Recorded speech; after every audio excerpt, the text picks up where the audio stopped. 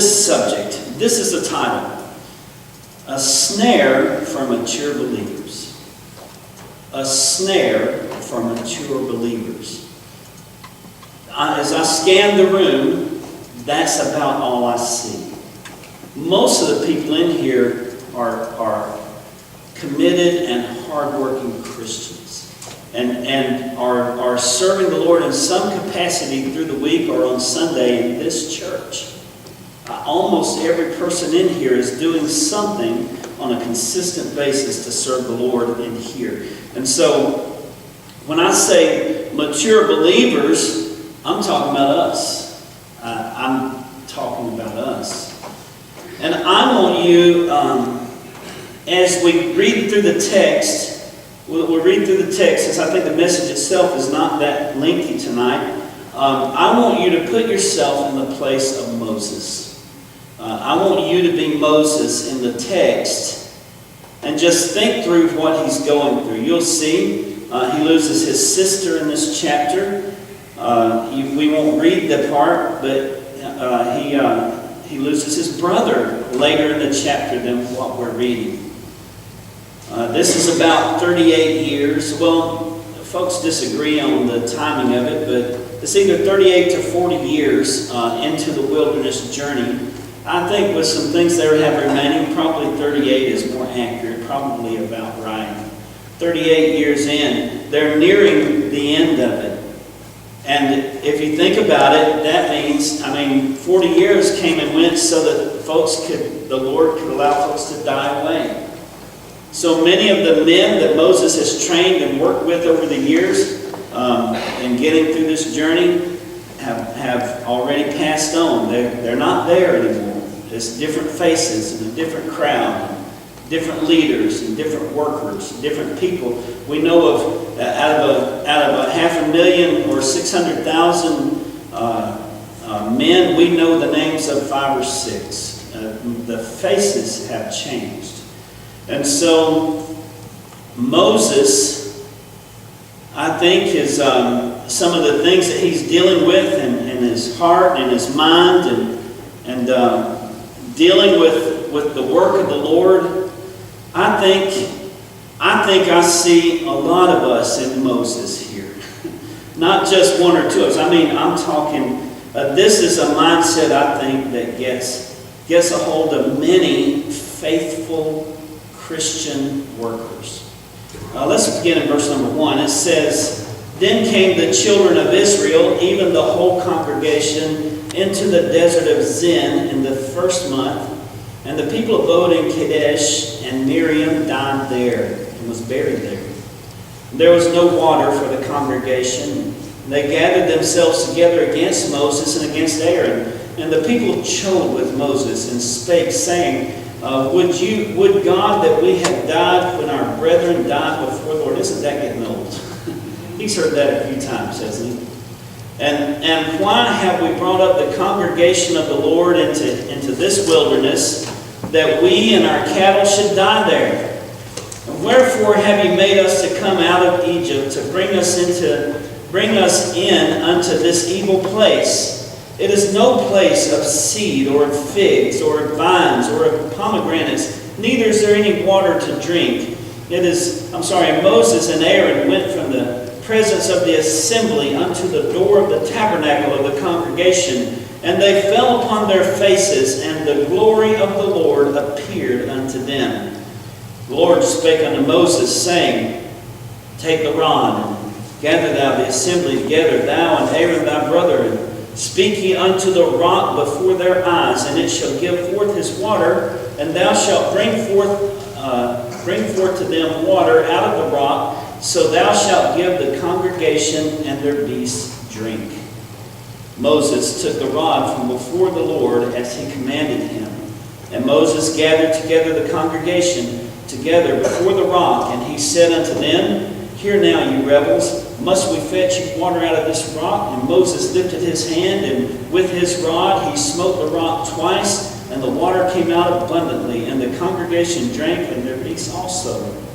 And the Lord spake unto Moses and Aaron, "Because ye believe me not, to sanctify me in the eyes of the children of Israel, Therefore ye shall not bring this congregation into the land which I have given them. This is the water of Meribah, because the children of Israel strove with the Lord and was sanctified in them. Verse number 13 is the end of our reading. I was reading this and contemplating the situation at hand. Moses, do you remember on the backside of the desert in Exodus chapter 3 how Moses was called to this thing? Man, that's been 40 years in the past. 40 years. That's a long time ago. And when God called Moses, it was a dramatic thing. It was a big thing. Moses, about 40 in the prime of his life, and ready to take on the task. He set forth and did what God said to do. Went down to Egypt, connected with Aaron, and before everything was said and done, he led the children of Israel out of Egypt. At God's command is what he did. From the word go, he heard this chiding business that they have going on. The ones that murmur, what they call the mixed multitude. Oh, they're always murmuring. And then God's people mourning over the pomegranates and the leeks and the cucumbers. Man, how they missed the good food back down in Egypt. Oh, it was so good. It wasn't good. They don't remember the part about slave labor and working 12 hours a day so that you can get home in the evening. And as you're passing out to get ready for the next day, sucking down a cucumber and a leek. It's not like they were living in luxury. They were prisoners and slaves. They were the slave labor that built the great structures that we look at all toward Egypt with today. They were the ones that Egypt beat their backs and forced into submission and were made to work at the hand of Pharaoh. These folks were struggling, and it was their cries that went out to God that caused Him to move on their behalf. You remember in Hebrews where it says, go boldly before the throne of grace, and it talks about Him extending mercy and grace and help in the time of need. And that's the sort of thing He did for Israel, bringing them out of the land of Egypt. And they came forth. And from the word go, I mean, they barely got out of the land. And I almost preached tonight about, and this is where I spent you get a better message because this is where I spent more time studying about where they were boxed in. Do you remember that? And boxed in down by the Red Sea, and God had planned it that way so that He could get glory through Pharaoh, get honor upon Pharaoh, it says. And so they were complaining. God spread the Red Sea, and He let them go through on dry ground. And they watched and observed as Pharaoh's army was completely demolished right before their very eyes. And then they turned and began to complain. Murmuring and complaining. Hey, God's man, I'm asking you to put yourself in Moses' place. You have a walk with God, yes? You get up in the morning and you spend time seeking the Lord, walking with God. And you get out here and you're serving God by serving others day by day. Yeah? I mean, that's it. Husbands, you're out working, and wives, you're out working, and you're providing for your family day by day. Working amongst the world, being in the world but not of the world is a challenge. You're walking with God day by day, doing what you must do to be God's example in this world. And they just don't appreciate it. How many missionaries have you heard talk about when they get off the plane and they realize, here they are. You know, when you get there, you don't just go down and check into the church house. There isn't one. If you don't go round up some people and start one, people who don't even know you're there or care whether you're there, if you don't do that, there is no church.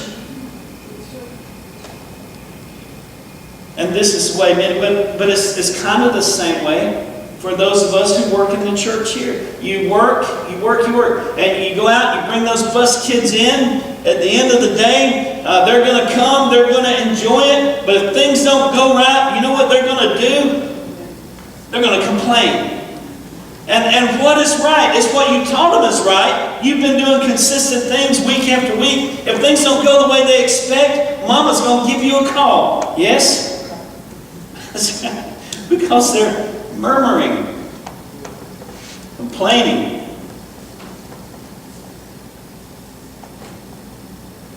Moses has been hearing that for 40 years.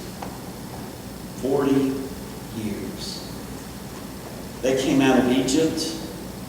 They went through Sin. No, not Sin, but Sin. They went through Mara. They went through the wilderness, Mount Horeb. Moses was gone for 30 days, come back, and they're worshiping the gods of Egypt. Begging them to send one down to take them back where the cucumbers are. All this time. If you think about it, even in the beginning, God told Moses what to do. He never told him why. Have you ever thought about that? All he had is the what.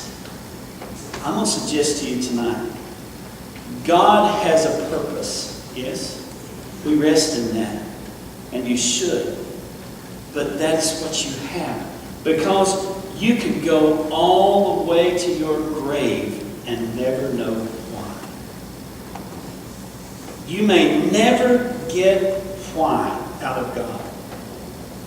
We don't even know if He'll reveal it to us in eternity. It's His business. It's His business. Now, I'm here, our Wednesday night crowd are mature believers. And I'm serious about that. That's not a mocking thing. That's a serious statement. You've been selected by God. Many of our church workers are sitting right here, right now. Chosen by God to do a mighty work. First of all, you probably don't even know why. I don't know of any. Honestly, I can't tell you why I am where I am. I only know the what. I don't know why God raised me. I don't know why. I'll just tell you, the guy that's pastoring the little church I grew up in was raised in Orlando. On the side of the country road in Alabama, deep in the woods. It takes a strange bird to live there. I mean, you got to be like this to live there. Okay? And like it. It's really country. I mean, you really have to be a part of that setting to understand it. And he's there, and man, that church is growing. But he was raised right here. Right here, and he knew all about Pine Hills and OCOEE. I was raised there in the woods. The Lord put me here. I don't even know how I got here. Hey, I'm just telling you, I don't know the why. I only know the what. And that has to be enough. It simply has to be enough. Because it doesn't matter where you're serving the Lord at, in this church or any other church. There's going to be someone, and God-fearing people, I mean, these are God's people that are complaining. There are going to be people around you that don't appreciate what you do. And it simply cannot be. It can't be that the reason I do what I'm doing is because of the accolades. Because there are days when there are none. There just won't be any. As a matter of fact, it'll be just that. Some days you'll give it your all. And by the end of the day, you got 5 of those phone calls. And that can be discouraging. You know what you feel like saying? What Moses said. He said, you sorry rascals. You don't deserve the water you're going to get. He's frustrated. Man, he's had 40 years of this. He's just come away from watching his sister get buried in the ground on the top of a mountain. That he'll never see that. He'll never go back there again. He knows it. They've been through a lot together. She was the one that challenged him for marrying the Ethiopian girl. Woman, I'm sure about it. And the leprosy. And they saw it through. But he had compassion. He was meek, the Bible says. They didn't want that. It's just as God dealt with her and then all these other things. They've been through a lot. 40 years they've been through a lot. They've worked hard together in the ministry. And it'll be that way here. And it's that way everywhere. And I'm telling you, I've had preachers call me, and I don't even know why I think because of the PTSD, but revealing to me that sort of thing happens. And I'm telling you, it will happen. People simply will not appreciate what you're doing at times. However, it is indeed the will of God. Now we can look back 3,500 years, maybe. I lose track of how many years it was. But we've had a lot of time to analyze these passages of Scripture. And we have commentaries and people who know stuff and can tell us that this thing was about a picture of Christ. We know that. We understand that. Comoses didn't even know about this Christ. He had not been told that. Well, they knew of the coming, the born of woman's seed, that Redeemer, that promise of life coming. They knew something was coming. Someone, God somehow would send the Messiah. Yes, but how could he ever imagine that the rock had anything to do with that? Hey, listen to what I'm saying to you. What you're doing is incredibly important because God said do it. It doesn't really matter. It doesn't matter what it is. Whatever He has you doing in the service of God, it is tremendously important. Because God doesn't waste, God doesn't do things just to do it. He doesn't do stuff just to get it on the paper, but to lock it down. That government does that. God doesn't do that. God does things for a purpose. He has a plan. Chances are it'll be thousands of years or maybe even an eternity before we really know. We understand that age is past because they're in the past. We've had great minds to analyze for years what's been done. But what we're doing is no less important than what Moses was doing. Because God said do it. It's important. It's important. And what's important is the what. Don't get caught up in the why. When we get caught up in the why, we start trivializing the what. Because what we do is we start comparing to what somebody else is doing. But God is really not any of us doing. It's God doing it through us. There's no better thing to do. It's what does God want you to do? Looking back, I went through. I was going to count how many times they murmured and complained and chode with Moses. You just can't count them all. There are so many times. And it's worded differently. It's almost at every turn. And then at one point here it says the people chode with Moses. It says, would God, in verse 3, would God that we had died when our brethren died before the Lord. That's not what they mean. Look back in chapter 16 where those guys were challenging Moses and the Levites and saying that God speaks through us just like He does Moses. And they were challenging what Moses said. Man, God told them, He said, get everybody out, clear of them, because you don't want to be standing next to these guys. And when they came out of their tent, Moses said, this is how you'll know what God said. This is how you'll know that God's doing this through us. And it's not about me, it's about God doing it through me. He says, the earth's about to open up and swallow you whole. And about the time he finished saying it, right under their feet, the earth opened up and their whole families fell in it, and it closed back up. And it appears that fire came right out of that crevice and reached out and burned to death the ones that offered sacrifices at their will. God got them all. When that happened, you know what? These people weren't saying, would to God we should die today. They were running in sheer terror, hiding themselves from the Lord as best they could. They were stricken with fear.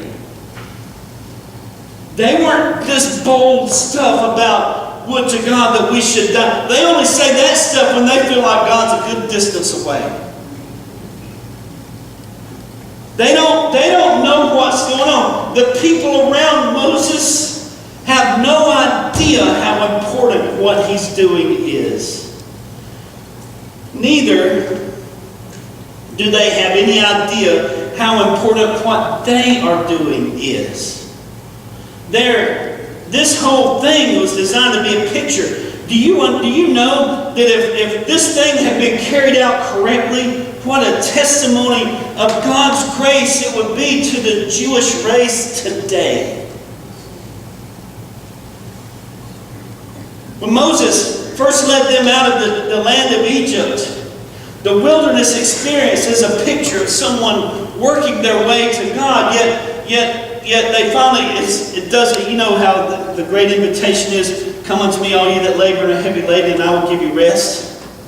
Labor and heavy laden, that's what we do, but when we finally get to God, it's rest.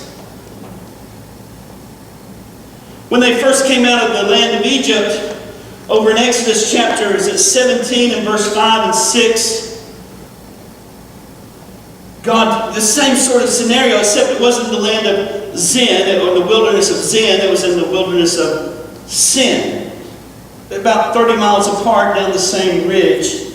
Actually, it was on Horeb, I'm sorry. It was on Horeb, but it's up the same ridge coming out. If you look at, how many of y'all look at those maps in the Middle East? Anybody do that? See what I'm talking about? There's a Sinai Peninsula, the Red Sea comes up and it forks up this way. That land in the middle of Sinai Peninsula, that's where in the middle of that is where they were the first time. 30 miles up and away from the water is where they are this time. Coming out of Israel, coming out of Egypt, he got them up on Horeb. They were doing the same thing. They were chiding again. They were murmuring. Oh, that God would have let us die in Egypt. Give us water. They were thirsty. God told Moses to go up with a staff, take that staff and smite the rock one time. And he did. And enough water came out to feed the entire country for their thirst. Remember that? Now they're up the ridge 38 years later, and about 100 miles of traveling through the wilderness. There's a familiar looking rock. A different place, but the rock looks distinctly familiar. In Hebrews, we learn that the rock is a type of who? You know why it's a type of Christ? Since the rock is Christ in Hebrews, it's a type. When Jesus was stricken on the cross, he was smitten once. He was smitten. Jesus bore our sorrows. Jesus died. He suffered for our transgressions. Jesus was smitten one time on the cross. The cross was the smiting instrument. The cross was the judgment tool of God. God judged sin on the cross in Jesus Christ. He died once and for all. It was a one-time event. And then, on the other end of the wilderness, the children of Israel are given another picture that completes the picture of Christ. Now that he's been stricken, You don't come to Christ through works and trying to crucify again and to try and make atonement for sin again. Oh no, that's in the past. Now it's a matter of faith. Did you know that? It's a matter of faith. Now when we get the living water, it comes from Him, and it comes because we ask by faith. Moses was supposed to demonstrate the faith. It says, let's see. The Lord spake unto Moses in verse number 7. He says, take the rod, the smiting instrument. Take the judgment instrument. Gather thou the assembly together. Thou and Aaron thy brother. Speak ye unto the... What does it say? Does it say to smite the rock at all? It says, speak to the rock. Hey, withhold judgment. Withhold the whole sacrifice thing. That's not at play. Speak. Speak, he says. Speak ye unto the rock before their eyes, and it shall give forth his water. Thou shalt bring forth to them water out of the rock. So thou shalt give the congregation and their beasts to drink.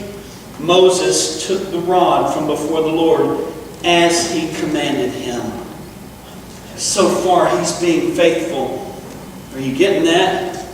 He took the judgment instrument. He's completing the picture of Christ. He's going to the rock to seek the living water. But when he gets there, he's just heard one complaint too many.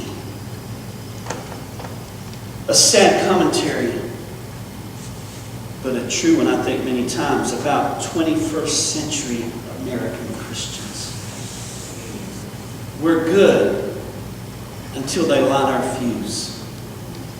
We're good until they get under our skin. We can walk with God and we can demonstrate the love of Christ until that one complaint too many. One too many has not liked what I'm doing. One too many can't understand that it's important just because God said do it. And all of a sudden, the feelings of rage rise up. Moses is angry. Here's the thing. We must be in submission to God. The thing we get angry with could be that very thing that is the most important thing we will ever do. If it's the most important thing God's ever put on my plate, it is important for me to do it God's way. I must be in submission to God. I must do it the way He said to do it. I must follow Christ in the way I behave. I must follow Him in the way I study and prepare. I must follow God in the way that I conduct myself, because this could be that one time that my purpose is to demonstrate Christ to thousands of years of hardened Jewish hearts. It could be that this is going to be the picture that God uses for millennia to demonstrate His grace. A one-time occurrence. One shot at this. Yet this is the time that I find liberty in demonstrating my anger at somebody. Hey, listen, here's something we need to know. This thing is never about the people we're put here to serve. It's not. What we're doing for Christ is about Christ. It's about giving Him glory.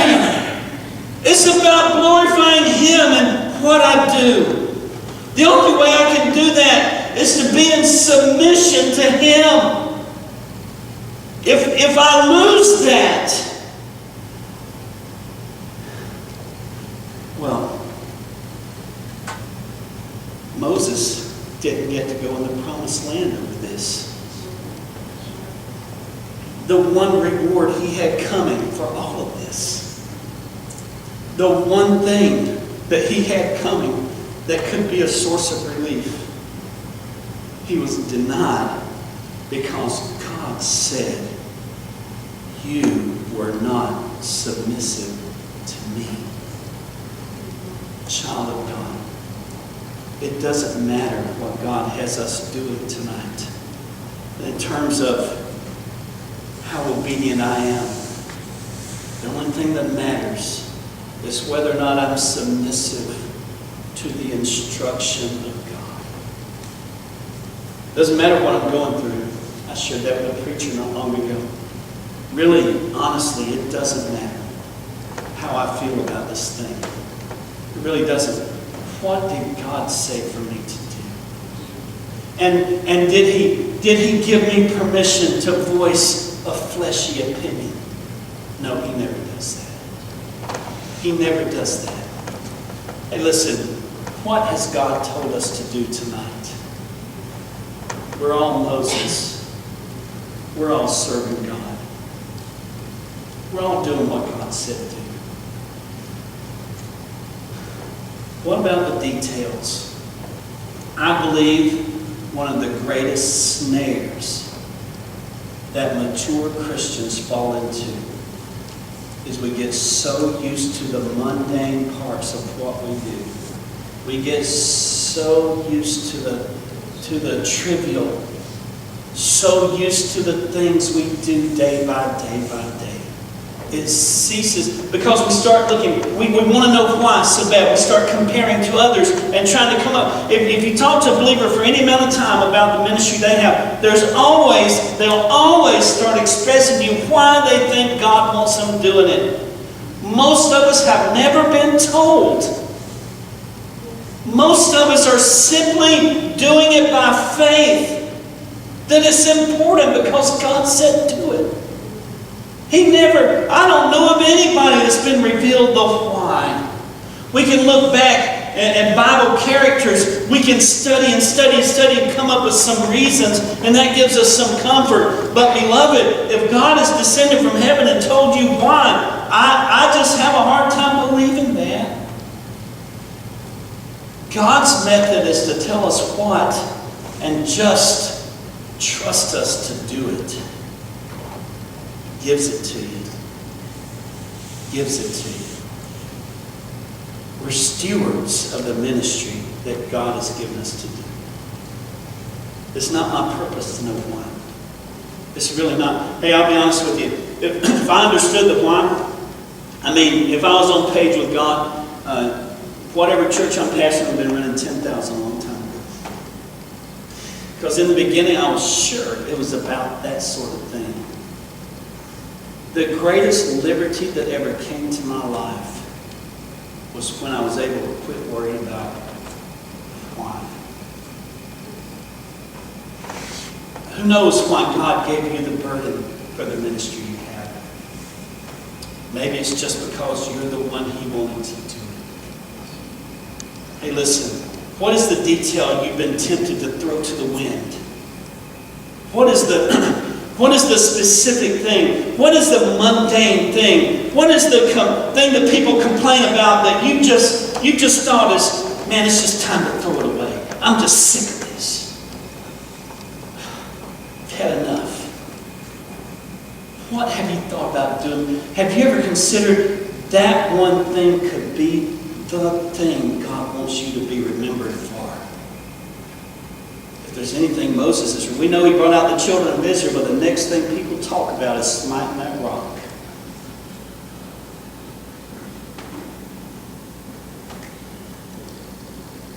I suggest to you the easiest snare to fall into as a mature Christian is to take for granted the things God has given us to do. I can remember, every time I get tired, I'm going to tell you, my day starts about 7 o'clock and it ends most nights about 9:30. And I come home tired, but the Lord always reminds me. I can't count how many times I've battled on my knees and prayed and asked God, Lord, but I've always put in those hours, just now I'm doing it here. Lord, oh, give me ministry. I want to minister to people. Would you open that door to me? I prayed that for years. Lord, give me ministry. I don't take for granted anything I get to do. I could find myself in the hospital tomorrow, unable to ever do it again. Don't take for granted what God's given you to do. Or that the opportunity to do it this week could be your very last opportunity to do it. If this week, if you knew that Monday it would all be over, what would you do on Sunday? How would you serve that day? How faithful would you be to what you're supposed to do?